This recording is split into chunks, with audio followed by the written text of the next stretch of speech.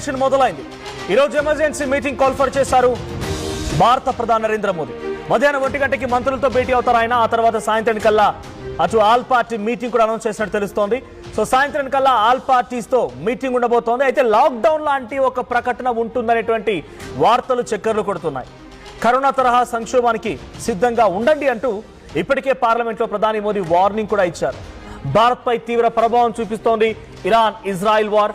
ఎక్కడికక్కడ పెట్రోల్ బంకుల్లో కూడా no stock బోర్డులు దర్శనమిస్తున్నాయి.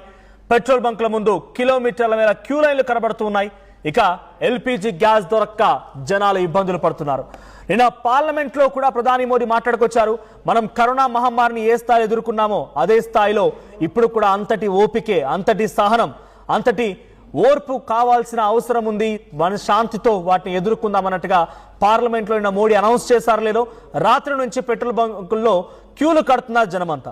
ఏ క్షణమైన మళ్ళీ లాక్డౌన్ విధిస్తున్నారు అనేటువంటి ఒక మాట సోషల్ మీడియాలో వైరల్ అవడంతో భయభ్రాంతులకు గురవుతున్నారు. సో అంతా కూడా పెట్రోల్ ఫ్యూయల్ స్టేషన్స్ లో, ఎల్పీజీ గ్యాస్ గోడౌన్స్ లో బార్లు తీరుతున్నారు. ఒక గ్యాస్ సిలిండర్ కావాలనో, ఒక 5 లీటర్ల పెట్రోల్ కావాలని, ఎందుకంటే రోజంతా రోజు పనికి వెళ్లాల్సి ఉంటుంది. ఉద్యోగరీత్యా, వ్యాపారరీత్యా ఏదో ఒక పని ఉంటూ ఉంటుంది. సో జనరల్ గా ఒక రోజు 500 రూపాయల ఫ్యూయల్ ఫిల్ చేసుకునే వాళ్ళు కాస్త ఈ రోజు బంకుల ముందు బార్లు తీరి ఏకంగా ఫుల్ ట్యాంక్ కొట్టించేస్తున్నారు. సో ఆ స్థాయిలో భయం పట్టుకుంది జనాలందరూ కూడా. So present emergency meeting call for చేసినట్టు తెలుస్తోంది. 1 గంటకి ఇటు మంత్రులతో సమావేశం, 4ంటికి ఆల్ పార్టీతో సమావేశం.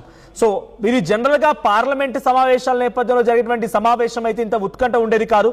అటు పక్క దేశాల్లో అంటే ఇరాన్, ఇజ్రాయెల్, అమెరికా దేశాల మధ్య యుద్ధం జరుగుతోంది. గల్ఫ్ కంట్రీస్ ఎఫెక్ట్ అవుతున్నాయి. మనకు రావాల్సిన ఎల్ఎన్జీ తగ్గిపోయింది, ఎల్పీజీ తగ్గిపోయింది, గ్యాస్ రిజర్వ్స్ తగ్గిపోతున్నాయి. కాబట్టి వాటిపైన ఏదైనా ఒక కీలకమైన మీటింగ్ పెడుతున్నారా, లేదు ఇది సర్వసాధారణ మీటింగేనా, ఏం జరుగుతుందో చూడాలి. బట్ కరోనా మాదిరిగా టెన్షన్స్ అయితే ఉంటాయనేది మోడీ మాటలు అర్థమవుతోంది.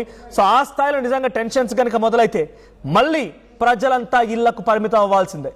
ఇళ్లకే పరిమితం అయిపోయి మళ్ళీ ఒక గడ్డు పరిస్థితిని ఎదుర్కోవాల్సిందే. ఒక దయనీయమైనటువంటి జీవితాన్ని మళ్ళీ గడపాల్సిన పరిస్థితి వస్తుందా అంటే మరి మోదీ మాటల్లో అటువంటి సహారం, ఓర్పు, సహకారం అటువంటివేనా లేదా ఇంకేదైనా ఉంటుందో చూడాలి. సో ఒకసారి నిన్న పార్లమెంట్ లో మోదీ మాట్లాడుకొచ్చారు. ఏం మాట్లాడారో చూద్దాం. हम कोरोना के समय भी एकजुटता से ऐसी चुनौतियों का सामना कर चुके हैं. अब हमें फिर से उसी तरह तैयार रहने की आवश्यकता है.